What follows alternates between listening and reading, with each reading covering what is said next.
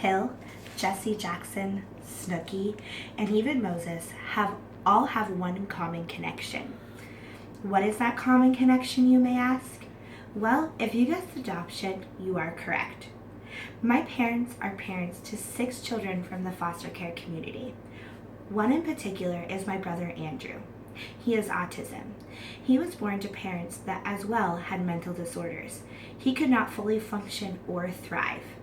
Now, the first 6 years of his life were challenging. It was not until he was put into adoption and adopted by my parents that we all saw him thrive and come to love that little boy we know now. Today we're going to discuss what the process of adoption is overall. Now, within the next few minutes, we're going to discuss what and why adoption, what does the adoption process look like, and what the benefits are for the children and the adults. Adoption comes in all different shapes, sizes, and ways. The Oxford Dictionary describes adoption as legally taking another's child and raising it as your own.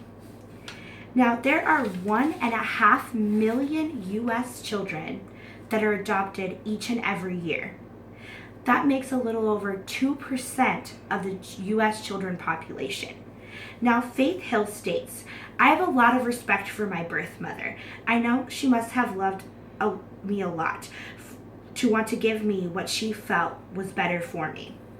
Now, one question that we all may have asked in one way, shape, form, or other is, why do parents choose adoption? Well, there are many reasons that parents choose adoption for their child. One, the parents may be too young. Another horrifying and sad situation is that a birth mother could have been raped. And one that we see far too often is that a mother gets pregnant and financially cannot take care of their child. Now, the Department of Agriculture states the average cost of raising a child born in 2013 up until the age of 18 as a middle-class family, you are looking at $245,340. This comes from the annual cost of living report. To drive it in further, the U.S. Census Bureau tells us that in 2014, there were over 4.67 million people in poverty alone. Now, for a family of 3 in poverty, they are making less than $18,000 a year. So, if financially they can't take care of their child, what other better option than putting that child up for adoption? And now that we have looked at what adoption is and why, let's go ahead and look at the adoption process. Now, first, there are 8 steps in the adoption process. One is picking an agency. We're going to go ahead and pick the best agency or system that we feel necessary for ourselves. The second is apply. We're going to go ahead and apply for that agency, and this process is a very long, grueling one. Third is a home study. We're going to go ahead and have a caseworker come into our home and look and make sure that our child is able to thrive within that environment and that the home is structurally sound. Fourth is the approval process. This is not easy. We're going to be going through lots and lots of interviews as well as background checks. Now, the 5th one is deciding your gender, your age, the characteristics that you're looking within the child. 6th is the match. They're going to go ahead and match you with the child that you're looking for, that they feel is going to match the best. This matching process isn't just for you, it's for the child as well.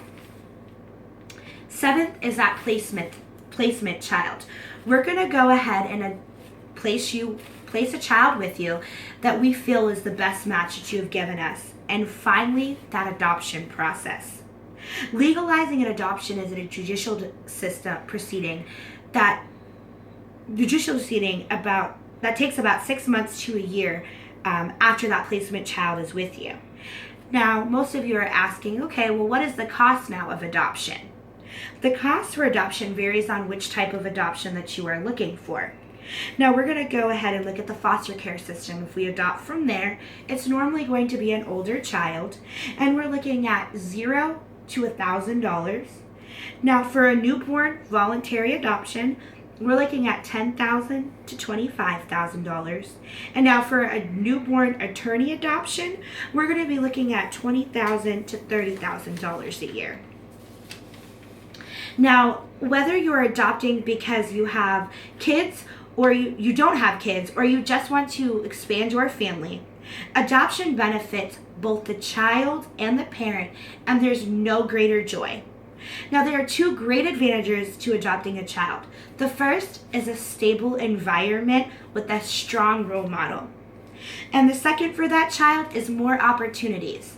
I know full well and personally that when my parents adopted me, I was given so many more opportunities than what my birth family could have allotted, such as being involved in sports, the church choir, as well as being able to attend a church.